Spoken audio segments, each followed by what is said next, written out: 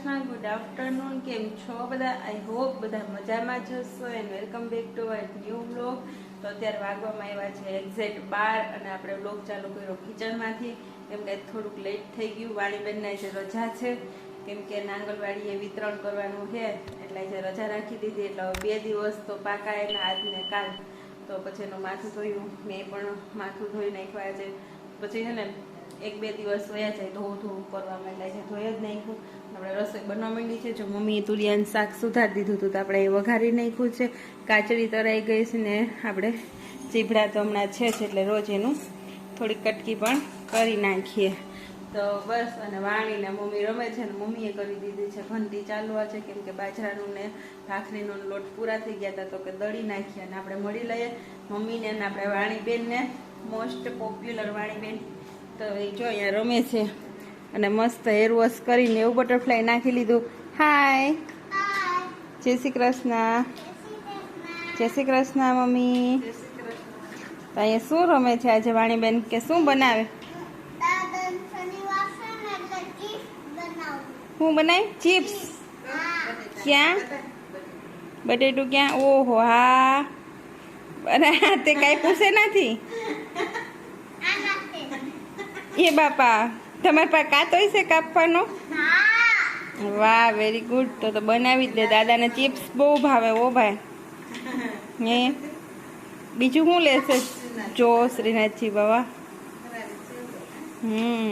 તો જો અહીંયા તો આપણે વાણીબેન જે ચિપ્સ બનાવવા અમને ચખાડજો ઓ વાણીબેન, કે નહીં ચખાડો? હે ચખાડીશ કે નહીં ચખાડ? ચખાડીશ? હા. હે લે, આ તો કે કઈ બનાવતા આવડે? મારે તો હવે પૂરું ને, મારે તો રસોઈની ઉપાધિ તો નહીં રે. વાણીબેનને કેક બનાવતા આવડે જ તો. કાવાણી? વાહ, વેરી ગુડ, સરસ. ચાલો બનાવી નાખો, પછી જમવાનું થાય એટલે મને કહેજો હો. અને હવે હે ને, ચાલો તો તમે બનાવી લો પછી કહેજો. અમારી ઘરે તુરિયાનું શાક છે, જમવું હોય તો આવજો. કે પકોડા ખાવા? પકોડા ખાવા તો હાઈ જેમ જો તો હાલ હાલે હોય તે મજા આવે. તો હાઈ જે અમારી ઘરે આવજો મહેમાન થઈને, બનાવીને ખવડાવશું હો. અત્યારે તુરિયાનું શાક ખાઈ લેજો, હાઈ જે પકોડા બનાવી દઈશ હો. બનાવું ને? હા, વાંધો ના. તો ચાલો, આપણે પાકું થઈ ગયું છે હાઈ જે પકોડાનો પ્લાન છે ને મમ્મી. પૂરું થઈ ગયું, પૂરું થઈ ગયું.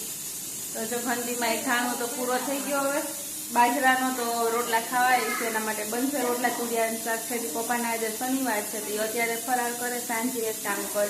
તો આપણે જો આપણું એક તો મોસ્ટ ફેવરિટ વસ્તુ તો અહીંયા પડી જ છે, દૂધી. કાલે બાના ભાઈ એવા હતા ને, તો જો આ દૂધીનો આપણે હાઈજેનો 2 પ્લાનમાં છે, 2 ઓપ્શન છે, કાં તો પકોડા અને કાં તો ઢોકળા. તો ચલો કમેન્ટ કરી દેજો કેને કેને ઢોકળા ભાવે. એ અમારે તો હાલતા ચાલતા ખાતા જ હોય છે. અને જો અહીંયા મમ્મીએ ઘઉંનું તો દરી નાખ્યું છે આપણે. હવે બાજરો દરાઈ ગયો ને, હવે જાડું દરવાનું રહ્યું. હા, તો વાતાવરણ આજે થોડાક વાદળા થઈ ગયા અત્યારે, કા સવારમાં એટલે બધા નહોતા.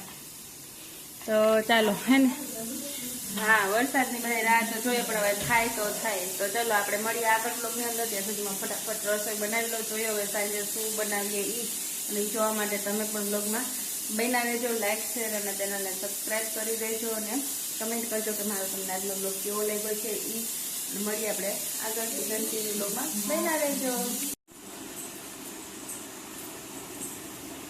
તમારી વાણીબેનને જો નીચે પપ્પા હે ને વગાડે ને એટલે તાન ચડે, તો અહીંયા એ રાસ લેવા માંડી. હે ને લેવા માંડી. તો જો એમ હોય તને એમ રાસ લેતા આવડે? કેવા સરસ ના રાસ આવડે. જો તો ખરા. તો પેલા પાછળ ટીટોડો લેતી, હવે આગળ પગ રાખીને લે. પેલા પાછળ પગ રાખીને.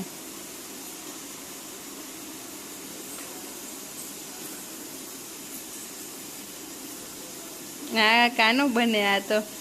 અને હે ને કંઈક પણ આંગણવાડીમાં એવું કરાવડાયું હોય છે, એટલે અત્યારે એની થોડી થોડી એક્શન કરે છે. જો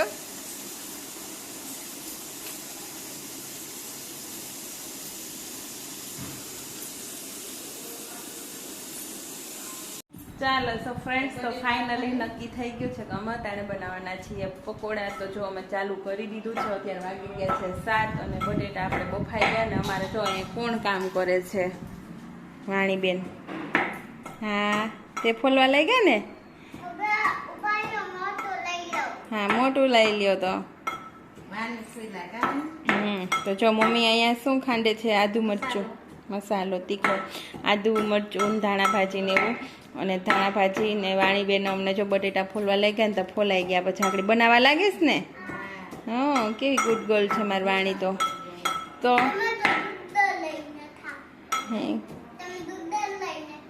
હા, જો વાણી બાને એમ કે તમે ગુડ ગર્લ નથી. વાણી એક જ ગુડ ગર્લ આખા ઘરમાં. કા વાણી? હે ને?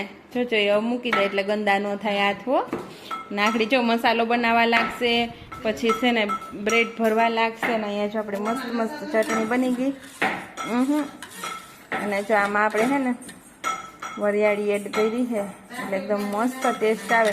લસણ નથી નાખવું કેમ કે હે ને લસણ નાખીએ તો કોઈ પણ વસ્તુ વધારે પડી જાય તો લસણની સ્મેલ અલગ જ આવે. એટલે નથી તમે પકોડાની અંદર નાખતા કે નથી આની અંદર.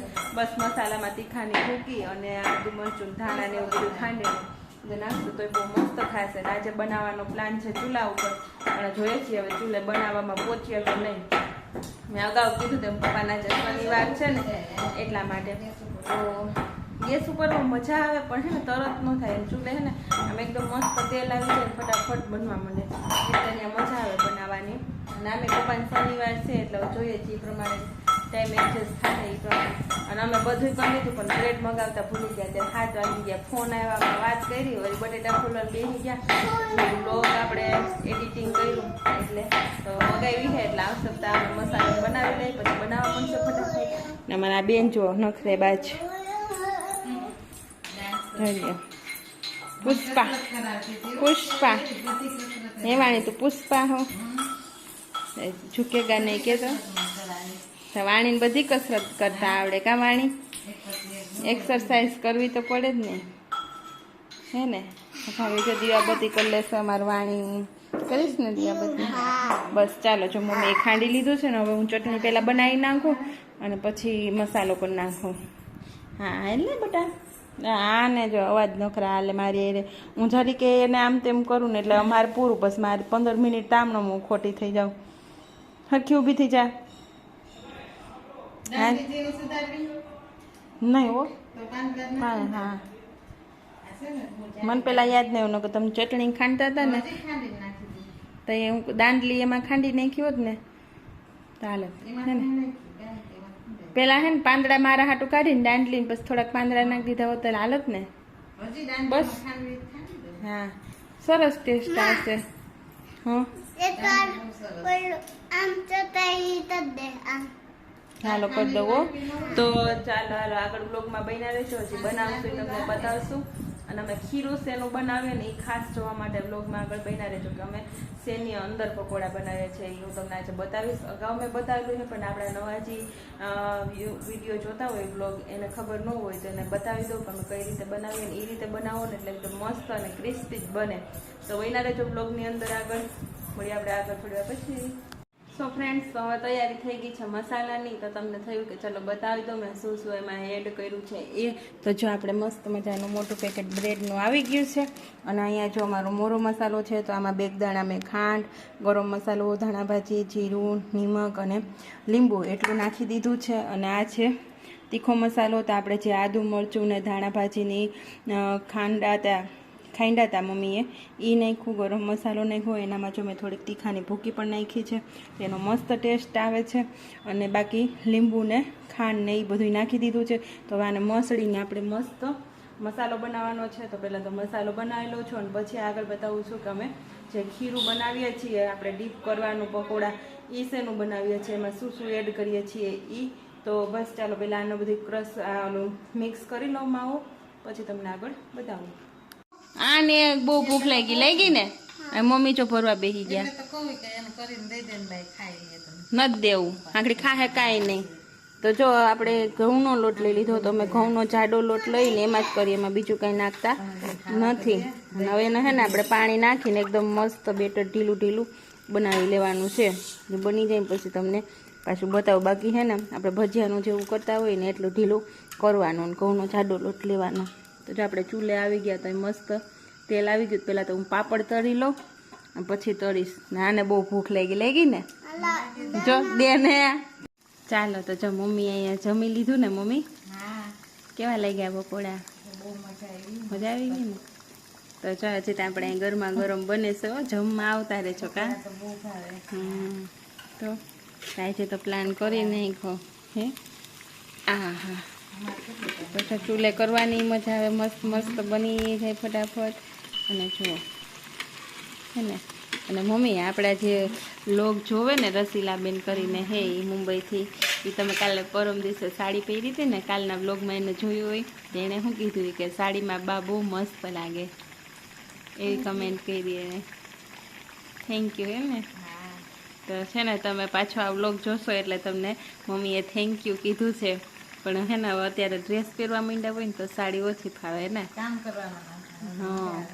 હા તો હે ને પછી ક્યારેક ક્યાંક બહાર જાવી તો આપણે એમ તો પહેરી લઈએ, મજા આવે. પણ રેગ્યુલર હવે ન ફાવે એટલે રેગ્યુલર ન પહેરાય કા. હવે ન મજા આવે ડ્રેસ પહેરતા એટલે આ ફ્રી લાગે આપને હે ને. ઉઠવા બેઠવામાં કામ કરવામાં ફ્રી રહીએ આપણે. હા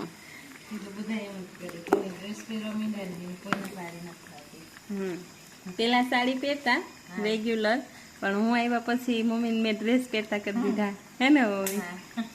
એટલે પકોડાની સાથે ડ્રેસ પહેરતા થઈ ગયા. તો ચાલો જો હજી તો અહીંયા છે, હજી તો બને એટલે સવારનો સ્ટોક થાય. આપણે સવારે ખાવાની મજા આવશે, ગરમ કરતા તો ઠંડા છે ને. ચાય રે ટેસ્ટ મસ્ત આવે.